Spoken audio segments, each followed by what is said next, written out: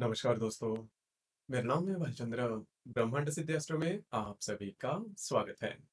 आज की इस वीडियो में हम चर्चा करेंगे सिंह राशि का 2024 का संपूर्ण वर्षफल। कैसे होंगे ग्रह योग, कैसे होंगे ग्रहों के राशांतर और वो आपके राशि पर किस प्रकार से प्रभाव करने वाले हैं।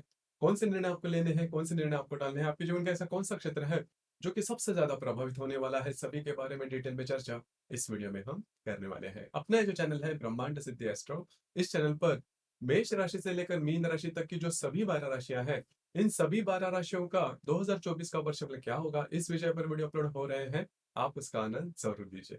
तो आज के इस वीडियो में हम चर्चा करेंगे सिंह राशि के बारे में। सबसे पहले हम चर्चा करेंगे कि ग्रहों के जो भ्रमण है, जो मुख्य ग्रह है उसके जो भ्रमण है, उसके मिलने वाले परिणाम आपको किस प्रकार के हो सकते हैं। उसके बाद हम चर्चा करेंगे कि आपके जीवन का हर एक जो क्षेत्र है वो किस तरह से इस संपूर्ण साल में प्रभावित हो सकता है। तो सबसे पहले हम चर्चा करेंगे मंगल ग्रह के बारे में। तो ये जो मंगल ग्रह है वो आपके राशि का सबसे इंपॉर्टेंट या फिर महत्वपूर्ण ग्रह कहलाता है, क्योंकि ये आपके राशि का दशमेश भी है। उसी प्रकार ये आपके राशि का भाग्येश भी है और चतुर्थेश भी है। तो ये जो मंगल ग्रह है वो राजयोग कारक ग्रह कहलाता है सिंह राशि के लिए। हालांकि कर्क राशि के लिए भी ये राजयोग कारक ग्रह कहलाता है। केंद्र कोण स्थान का अधिपति होने के कारण इसे राजयोग कारक ग्रह कहते हैं। और वैसे भी देखा जाए तो मंगल जिस भी राशि में भ्रमण करता है या फिर जिस भी स्थान से भ्रमण करता है, उससे रिलेटेड कोई ना कोई किसी प्रकार के अनुभव आपको मिलते ही है। हालांकि जो मंगल का भ्रमण होता है वो करीबन सवा से 1.5 महीने तक होता है। जब भी वो वक्री होता है तब 6 महीने तक का होता है। लेकिन मोटे तौर पर देखा जाए तो इसके जो अनुभव है वो मिलते हैं और आपके याद में भी रहते हैं। तो सबसे पहले हम चर्चा करेंगे मंगल ग्रह के भ्रमण के बारे में। तो अब ये जो मंगल ग्रह भ्रमण कर रहा है, मतलब इस साल के जनवरी से ये जो मंगल आपके पंचम भाव में भ्रमण करेगा और दिनांक 6 फरवरी के बाद ये जो मंगल है वो आपके षष्ठ भाव में भ्रमण करेगा।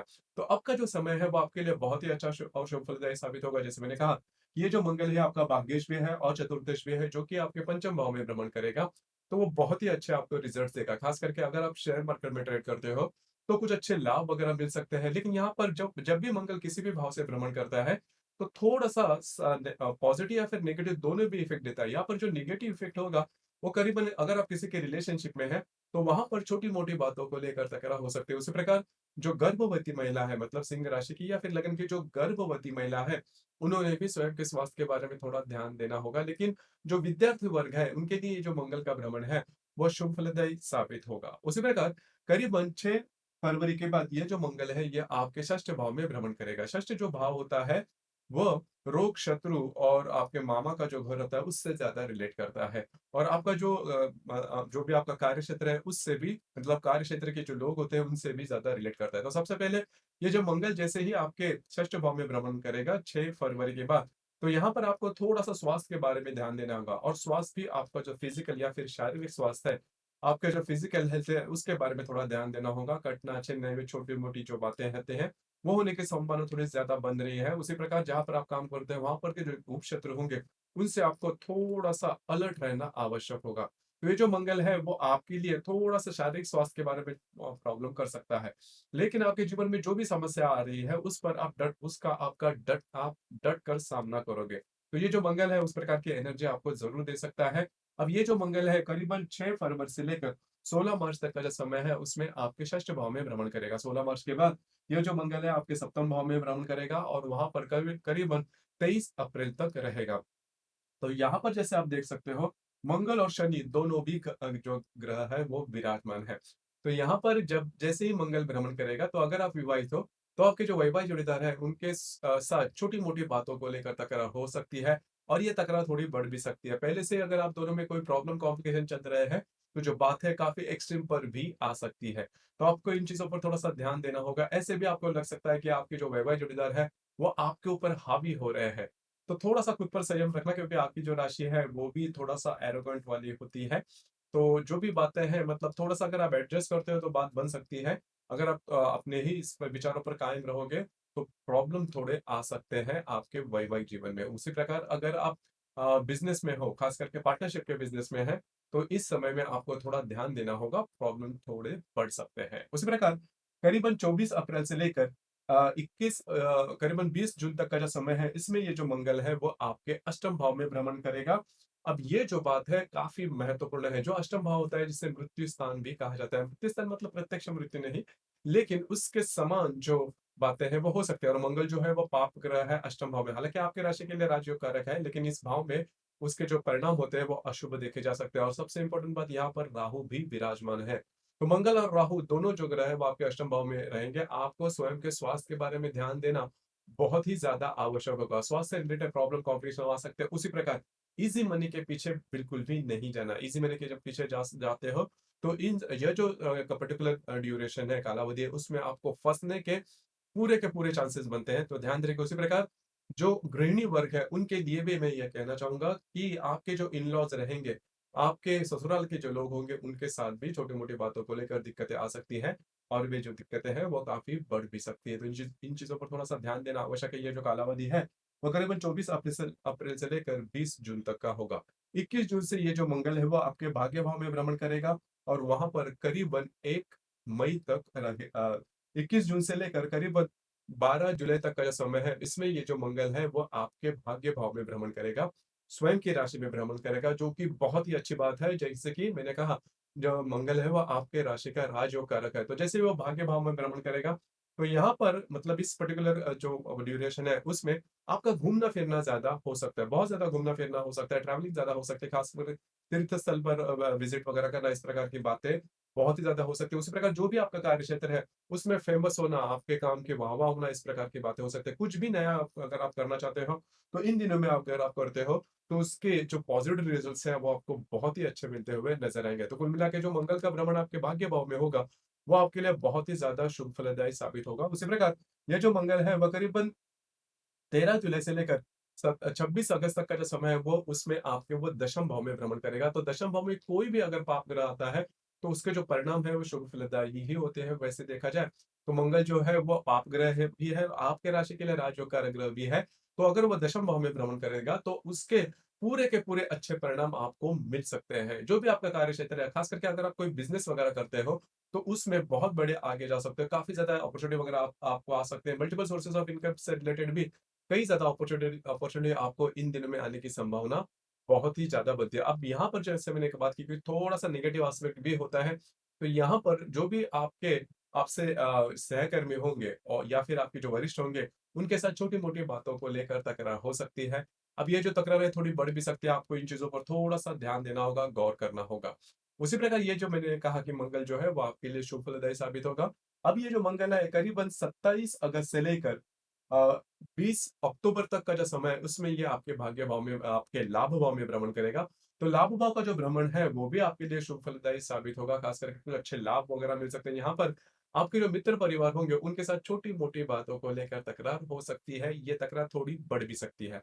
आपको इन चीज़ों पर थोड़ा-सा ध्यान देना होगा, लेकिन मोटे तौर पर देखा जाए तो उसके कुछ अच्छे लाभ वगैरह भी आपको कंपल्सरी मिल सकते हैं। इसके बाद का जो भ्रमण है, वो सबसे इम्पोर्टेंट है, आपको ध्यान में देना होगा। करीबन 21 अक्टूबर के बाद ये जो मंगल है वो आपके व्यय भाव में भ्रमण करेगा और 6 दिसंबर को ये जो मंगल है वो वक्री होने जा रहा है। अब ये जो व्यय भाव का मंगल है वो करीबन नीच राशि का मंगल है, मतलब कर्क राशि का मंगल है और वहाँ पर वो वक्री भी होने जा रहा है और जैसे मैंने एपिसोड की शुरुआत में ही आपको कहा कि मंगल जब भी वक्री होता है करीबन 6 महीने तक रहता है। तो ये व्यय भाव का मंगल जो कि वक्री होके और भी कई महीने तक आपके व्यय भाव में रहेगा, आपके लिए काफ़ी ज़्यादा प्रॉब्लमैटिक हो सकता है। प्रॉब्लमैटिक इन द सेंस आपको ऐसे कोई डिसीज़न ले सकते हैं, जिसकी वज़ह से आपको प्रॉब्लम में आ सकते हैं। जैसे ही ये मंगल आपके व्यय भाव में भ्रमण करेगा, आपको इन चीज़ों पर ध्यान देना आवश्यक है कि किसी भी प्रकार के बड़े निर्णय नहीं लेना, लोन नहीं लेना, किसी को कोई कमिटमेंट, प्रॉमिसेस ऐसी बातें बिल्कुल भी नहीं करना।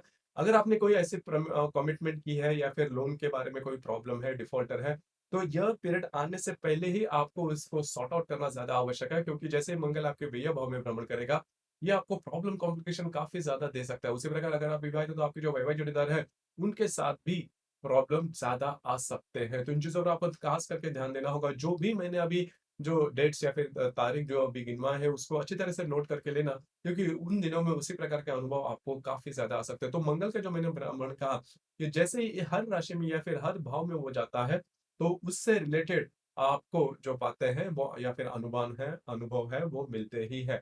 अब हम चर्चा करेंगे गुरु ग्रह के बारे में क्योंकि जो गुरु ग्रह है, वो आपके भाग्य भाव में भ्रमण कर रहा है और करीबन 2 मई के बाद ये जो गुरु है वो आपके दशम भाव में भ्रमण करेगा। आपको सबसे महत्वपूर्ण बात यहाँ पर यही ध्यान रखनी है कि आपने अगर इस साल में कोई भी काम अगर अपने मन में आपने ठाना है या फिर मन में रियलाइज़ किया है, तो करीबन 2 मई मई के पहले उसके इससे रिलेटेड महत्वपूर्ण निर्णय आप ले सकते हो। क्योंकि जैसे ही गुरु आपके दशम भाव में भ्रमण करेगा, तो दशम भाव का जो गुरु है, वो बहुत ज़्यादा शुभ फलदायी नहीं होता। लेकिन भाग्य भाव का जो गुरु अब जैसे आपके आपके भाग्य भाव में भ्रमण कर रहा है, वो आपके लिए बहुत ही ज़्यादा फ़ेवरेबल होगा। पहले पहले तो सबसे इम्पोर्टेंट बात आपकी राशि की जो मास्टर की है, जो कॉन्फिडेंस है जो है आपकी राशि का, वो काफ़ी अच्छा देखा जाएगा। आपके जो काम है वो बनते हुए नज़र आएँगे। भाग्य का साथ भी आपको काफ़ी अच्छी तरीके से मिलता हुआ नज़र आएगा और जो भी काम आप हाथ में लोगे वो पूरा कर कर ही छोड़ोगे। तो ये बात आप करीबन अप्रैल तक अनुभव कर सकते हो। उसी प्रकार अगर आप शेयर मार्केट में ट्रेड करते हो या फिर अगर आप इसका मतलब किसी के रिलेशनशिप में है, तो वो जो गुरु है वो आपके लिए बहुत ही ज़्यादा शुभ फलदायी साबित होगा। इन शॉर्ट ये जो गुरु का भ्रमण है वो आपके लिए काफ़ी ज़्यादा शुभ फलदायी शुभ फलदायी होगा। लेकिन गुरु जैसे ही आपके दशम भाव में भ्रमण करेगा, तो नॉर्मली आपको स्वयं के स्वास्थ्य के बारे में थोड़ा ध्यान देना होगा। स्वास्थ्य से रिलेटेड प्रॉब्लम आ सकते हैं आपको। दूसरी ज़्यादा महत्वपूर्ण बात, बहुत ज़्यादा अपॉर्च्युनिटी आपको मिलने की संभावना थोड़ी कम बनती है। लेकिन ये गुरु जब तक आपके भाग्य भाव में है मतलब अप्रैल तक, तो जो भी महत्वपूर्ण काम है इन इस साल में आपने जो भी तय किए हैं, वो आपको करने होंगे जो कि काफ़ी ईज़िली पूरे होते हुए नज़र आएँगे। उसी प्रकार अगर शनि के मामले में कहा जाए तो शनि जो है वो आपके सप्तम भाव में भ्रमण कर रहा है, लेकिन इसके बैड इफ़ेक्ट आपको नहीं मिलेंगे। हालाँकि ये जो शनि है, वो करीबन 30 जून से लेकर 16 नवंबर तक का जो समय है, उसमें वक्री होने जा रहा है। तो वहाँ पर आपके जो वैवाहिक जोड़ीदार उनके स्वास्थ्य के बारे में छोटे-मोटे प्रॉब्लम देखे जा सकते हैं। लेकिन इससे बहुत बड़ी ऐसी कोई प्रॉब्लम नहीं आएगी, तो बिल्कुल भी चिंता नहीं करना। उसी प्रकार राहु और केतु के बारे में कहा जाए तो राहु जो है वो आपके अष्टम भाव में है और जो केतु है वो आपके द्वितीय भाव में भ्रमण कर रहा है। तो राहु जब भी किसी और ग्रह से युति केंद्र प्रति योग करता है, खास करके युति योग करता है, तब भी उससे रिलेटेड प्रॉब्लम उसके बारे में हम चर्चा इस एपिसोड में आगे करेंगे कि किस प्रकार से वो प्रभाव कर सकता है। लेकिन यहाँ पर अगर आप देख सकते हो तो जो मंगल का भ्रमण है, वो करीबन 21 जून तक आपके षष्ठ, सप्तम और अष्टम भाव में जो कि अशुभ भाव माने जाते हैं उसमें हो रहा है। लेकिन यहाँ पर एक बात बहुत अच्छी है कि करीबन मई तक या फिर अप्रैल तक का जो समय है उसमें जो गुरु आपके भाग्य भाव में भ्रमण करेगा, वो काफ़ी मायनों में आपका जो माइंडसेट है वो पॉजिटिव देखा जाएगा। तो कुल मिला के देखा जाए तो ये जो संपूर्ण साल है वो आपके लिए शुभ फलदायी साबित होगा। जो भी मैंने बातें कही, आपको उसी के ऊपर थोड़ा-सा ध्यान देना होगा। अब हम चर्चा करेंगे कि इंडिविजुअल जो फील्ड है, क्षेत्र है, उसमें आपको इस संपूर्ण साल में जो रिजल्ट्स हैं वो किस प्रकार से मिल सकते हैं। जैसे कि स्वास्थ्य के बारे में अगर कहा जाए, तो स्वास्थ्य से रिलेटेड जैसे मैंने कहा कि करीबन 6 फरवरी से लेकर 16 मार्च तक का जो समय हो और सबसे इम्पोर्टेंट बात 24 अप्रैल से लेकर 20 मई तक का जो समय है, ये जो 2 समय है, वो आपको खास करके ध्यान में रखने होंगे। इस समय में किसी भी प्रकार के महत्वपूर्ण काम नहीं करना, आपको स्वास्थ्य के बारे में काफ़ी ज़्यादा ध्यान देना होगा। मेंटल या फिर फिजिकल मतलब मानसिक या फिर शारीरिक स्वास्थ्य दोनों में भी ये जो मंगल है वो प्रभावित आपको कर सकता है। तो इन चीज़ों पर ध्यान देना बहुत ही ज़्यादा आवश्यक है, काफ़ी ज़्यादा महत्वपूर्ण होगा। उसी प्रकार जो भी आपका फाइनेंशियल स्टेटस है उसके बारे में अगर कहा जाए, तो फाइनेंशियली अगर देखा जाए तो आपका सबसे महत्वपूर्ण ग्रह होता है मंगल, जो कि मंगल आपके करीबन 21 जून के बाद आपके भाग्य भाव में भ्रमण करेगा और करीबन अप्रैल तक का जो समय है उसमें गुरु आपके भाग्य भाव में रहेगा। तो चिंता करने की बिल्कुल भी ज़रूरत नहीं है और मतलब फाइनेंशियल क्रंचेस आपको ज़्यादा देखने नहीं मिलेंगे, जो कि बहुत ही अच्छी बात है। सिर्फ यही बात आपको थोड़ी ध्यान में रखनी होगी कि आपकी जो राशि है, थोड़ा-सा लेविश लाइफ़स्टाइल जीने वाली राशि है। तो लेविश लाइफ़स्टाइल के चलते खर्चे ज़्यादा हो सकते हैं। अब यहाँ पर जो मैंने अंत में थोड़ी-सी बात कही थी कि करीबन मंगल जो है वो आपके जैसे ही कर्क राशि में भ्रमण करेगा दिनांक 21 अक्टूबर के बाद, तो वो जो कालावधि है मतलब इस साल के आखिर के जो 2 महीने हैं नवंबर, दिसंबर आप पकड़ के चलिए, तो उसमें आपको फाइनेंशियल क्रंचेस खास करके आ सकते हैं और जब भी ये मंगल वक्री होगा करीबन 6 दिसंबर के बाद, तब आपको ये जो फाइनेंशियल क्रंचेस है वो ज़्यादा देखने मिल सकते हैं क्योंकि तब जो गुरु है वो भी आपके दशम भाव में भ्रमण करेगा। तो आपको इन दिनों में थोड़ा-सा ध्यान देना होगा, तो फाइनेंशियली इस प्रकार के जो अनुभव है, मोटे तौर पर आपको आ सकते हैं। घर का जो सुख है, उसके बारे में बहुत बड़ी प्रॉब्लम आपको देखने नहीं मिलेगी। घर का जो सुख है, घर के जो लोग हैं, उनके साथ जो आपकी इंटरैक्शन होगी, वो बहुत ही अच्छी देखी जाएगी। उसी प्रकार अगर आप किसी के रिलेशनशिप में हैं, प्यार-व्यार का मामला जो हम कहते हैं, तो वहाँ पर भी देखा जाए तो कोई बड़ी दिक्कत वाली बात बिल्कुल भी नहीं आएगी। हालाँकि अप्रैल मई तक का जो समय है, उसमें आप में और आपके जो रिलेशनशिप में व्यक्ति है, उनमें जो हार्मनी है, वो बहुत ही अच्छी देखी जाएगी। किसी भी प्रकार की पीड़ा, किसी भी प्रकार की प्रॉब्लम आप दोनों में भी देखने नहीं मिलेंगे, जो कि बहुत ही अच्छी बात होगी। तो कुल मिला के देखा जाए तो रिलेशनशिप के मामले में कोई प्रॉब्लम दिक्कतों का सामना आपको करना नहीं पड़ेगा। उसी प्रकार अगर जो गर्भवती महिला है उनके लिए भी देखा जाए तो बहुत बड़ी प्रॉब्लम आपको देखने नहीं मिलेगी। सिर्फ 2-3 बातें उसके ऊपर थोड़ा-सा आपको ध्यान देना होगा। खास करके जो गर्भवती महिला उनके बारे में मैं कह रहा हूँ कि 27 अगस्त से लेकर करीबन 20 अक्टूबर तक का जो समय है या फिर उसके बाद संपूर्ण जो साल है, 3-4 महीने का जो कालावधि है, उसमें आपको जो गर्भवती महिला है, उन्होंने स्वयं के स्वास्थ्य के बारे में थोड़ा ध्यान देना होगा। जो विद्यार्थी वर्ग है, उनके लिए जो संपूर्ण कालावधि है, वो शुभ फलदायी साबित होगा। कोई बड़ी प्रॉब्लम, कॉम्प्लिकेशन आपको देखने नहीं मिलेंगे। उसी प्रकार विवाह सुख के मामले में भी अगर देखा जाए, तो यहाँ पर जैसे मैंने कहा कि जो शनि है वो विराजमान है और मंगल जैसे कि 16 मार्च से लेकर करीबन 24 अप्रैल तक का जो समय है, उसमें अगर आप विवाहित हो तो आपकी जो वैवाहिक जोड़ीदार है, उनके साथ छोटी-मोटी बातों को लेकर तकरार हो सकती है, तकरार काफ़ी ज़्यादा बढ़ भी सकती है। इन चीज़ों पर थोड़ा-सा ध्यान देना आवश्यक है। उसी प्रकार भाग्य का साथ इस संपूर्ण साल में आपको काफ़ी अच्छा देखा जाएगा। जो भी महत्वपूर्ण काम है, अप्रैल तक आप कर सकते हो। अप्रैल तक का जो समय है वो आपके लिए काफ़ी महत्वपूर्ण, काफ़ी शुभ होगा। इन दिनों में आपको करीबन हर एक मामले में, मतलब अगर आप कोई नई जॉब करना चाहते हो, कोई नया करियर करना चाहते हो, उससे रिलेटेड कुछ नए अपॉर्च्युनिटी, कुछ अच्छे अपॉर्च्युनिटी आपको मिल सकते हैं। उसी प्रकार अगर आप विवाह के बारे में सोच रहे हो तो उससे रिलेटेड भी कुछ अच्छी बातें आपके लाइफ में, जीवन में हो सकती है। मतलब हर एक व्यक्ति के अपनी-अपनी चाह, अपनी एक्सपेक्टेशन, अपेक्षाएँ होती हैं। वो पूरे होने की काफ़ी ज़्यादा संभावना अप्रैल तक है। तो अप्रैल या फिर मई तक है, तो उसमें अगर आप कुछ काम करते हो, उसमें अगर आप कुछ एक्शन करते हो, तो जो बात है वो आपके लिए हो सकती है और कंपल्सरी हो जाएगी। उसके बाद मतलब जैसे गुरु आपके दशम भाव में भ्रमण करेगा, तो करियर से रिलेटेड कुछ अच्छी बातें हो सकती है, लेकिन अन्य फील्ड से थोड़ी-सी संभावना कम नज़र आ रही है। तो कुल मिला के देखा जाए, तो विवाह सुख में के लिए मैंने जैसे कहा, ये इन चीज़ों पर थोड़ा ध्यान देना होगा। जो भी आपका करियर है उससे रिलेटेड बिल्कुल भी चिंता नहीं करना। करियर जो है वो आपको काफ़ी अच्छा चलेगा और इसमें कोई बड़ी दिक्कतों का सामना करना नहीं पड़ेगा। आपको अच्छे ऑपरेशन ऑप्शन भी मिलेंगे करियर से रिलेटेड। तो कुल मिला के देखा, मोटे तौर पर अगर देखा जाए, तो इस संपूर्ण साल में आपको सबसे महत्वपूर्ण बात होगी आपके स्वास्थ्य के बारे में। स्वास्थ्य के बारे में थोड़ा ध्यान देना होगा। स्वास्थ्य से रिलेटेड जो प्रॉब्लम है वो थोड़े आ सकते हैं आपको। अगर नहीं है तो कोई चिंता की बात नहीं, छोटे-मोटे प्रॉब्लम रहेंगे। अब हम चर्चा करेंगे कि आपका मतलब जो ग्रह योग है उसके मुख्य रूप से परिणाम किस प्रकार के होंगे। जैसे कि दिनांक 29 फरवरी को रवि और शनि की युति होने जा रही है आपके सप्तम भाव में। अब ये जो रवि शनि की युति है वो 2-3 महीनों में आपको अफेक्ट कर सकती है, थोड़ी-सी नेगेटिव है। खास करके अगर आप विवाहित हो तो आपके जो वैवाहिक जोड़ीदार है उनको स्वास्थ्य के बारे में थोड़ा ध्यान देना होगा। उसी प्रकार आप में और आपके जो वैवाहिक जोड़ीदार है, उनमें छोटी-मोटी बातों को लेकर प्रॉब्लम, कॉम्प्लिकेशंस आ सकती है। उसी प्रकार जो भी आपका कार्य क्षेत्र है, उससे भी आपको थोड़ा-सा बचना होगा। मतलब वहाँ पर के जो लोग होंगे, जो गुप्त शत्रु जिसे हम कहते हैं, उनसे आपको थोड़ा-सा बचना होगा, खास करके अलर्ट रहना होगा। क्योंकि आपकी जो राशि है, ट्रस्टवर्दी है, जल्दी से विश्वास रखती है और कभी-कभी विश्वास जो है, वो आपके लिए थोड़ी प्रॉब्लम भी खड़ी करता है। उसी प्रकार दिनांक 10 अप्रैल को मंगल और शनि की युति होने जा रही है। अब ये जो युति है सबसे इम्पोर्टेंट है, सबसे महत्वपूर्ण है और थोड़ी-सी नेगेटिव भी है, और वह आपके वैवाहिक जीवन में ही ज़्यादा प्रॉब्लम करेगी। उसी प्रकार अगर आप पार्टनरशिप के बिज़नेस में हैं, तो ये जो मंगल शनि की युति है वो प्रॉब्लम ज़्यादा कर सकती है। आपके जो वैवाहिक जोड़ीदार हैं, उनके स्वास्थ्य के बारे में, खास करके फिज़िकल हेल्थ से रिलेटेड कोई ना कोई तो छोटे-मोटे प्रॉब्लम आ सकते हैं। हालाँकि 10 अप्रैल का ही समय है, लेकिन इसके अगले पीछे मतलब करीबन 7-8 अप्रैल से लेकर करीबन 13-14 अप्रैल तक का जो समय है, इसमें इस प्रकार के अनुभव आपको मिल सकते हैं। उसी प्रकार 19 मई को रवि और गुरु की युति होने जा रही है आपके दशम भाव में। अब ये जो युति है, वो आपके लिए बहुत ही महत्वपूर्ण होगी, क्योंकि रवि जो है, वो आपके राशि का स्वामी है, जो गुरु है, वो आपके लिए काफ़ी महत्वपूर्ण है। तो यहाँ पर जो भी आपका कार्य क्षेत्र है, उससे रिलेटेड ऐसी कोई महत्वपूर्ण शुभ घटना आपको जो कि आप एक्सपेक्ट करते हो सकती है, जिसकी वजह से आपके जीवन को कुछ अच्छा टर्न मिल सके और मिल मिल भी जाएगा। उसी प्रकार कुछ अच्छा अपॉर्च्युनिटी वगैरह भी आ सकते हैं, ज़रूर इस पर काम कीजिए।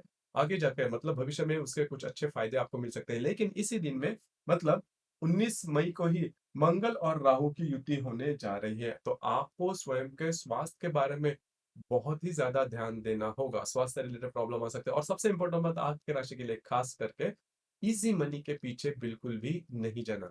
ईज़ी मनी के पीछे जाते हो तो आप उसमें बुरी तरह से फँस सकते हो। उसी प्रकार इस महीने में, इस साल में खास करके करीबन 15 मार्च से लेकर 15 अप्रैल तक का जो समय है, उसमें आपको स्वयं के स्वास्थ्य के बारे में ध्यान देना होगा। अब ये जो समय है, आपको डिसीव कर सकता है, आपको मैनिपुलेट कर सकता है, आपको मिसलीड कर सकता है। देखिए इस समय में होगा क्या कि आपकी जो इन्वेस्टमेंट है वो आपको प्रॉब्लम में ला सकती है, आपको स्वयं के स्वास्थ्य के बारे में ऐसे बहुत सारे आपके सामने अपॉर्चुनिटी आपको जो लग सकती है कि जिसकी वज़ह से पैसे जो है वो आपके बढ़ सकते हैं या फिर ईज़ी मनी जिसे हम कहते हैं इसके पीछे आप जा सकते हो और उससे बहुत बड़ा खतरा आपको हो सकता है। तो थोड़ा-सा आपको चौकन्ना रहना होगा। उसी प्रकार करीबन 15 सितंबर से लेकर 15 अक्टूबर तक का जो समय है, उसमें आपके जो पैसे के मामलात हैं, उस पर भी थोड़ा-सा आपको चौकन्ना रहना होगा।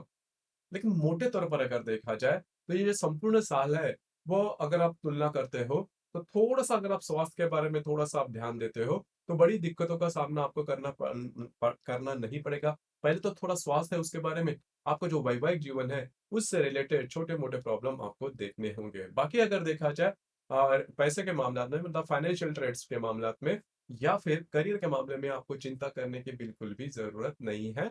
आप उसमें आपकी जो ग्रोथ है वो काफ़ी अच्छी देखी जाएगी। तो दोस्तों ये था सिंह राशि का 2024 का संपूर्ण वर्षफल। आपको ये वर्षफल कैसे लगा? आपने किस प्रकार से अनुभव किया? नीचे कमेंट बॉक्स में ज़रूर कमेंट करना और अपना जो चैनल है ब्रह्मांड सिद्धि एस्ट्रो इसे भी लाइक, शेयर और सब्सक्राइब ज़रूर करना। धन्यवाद।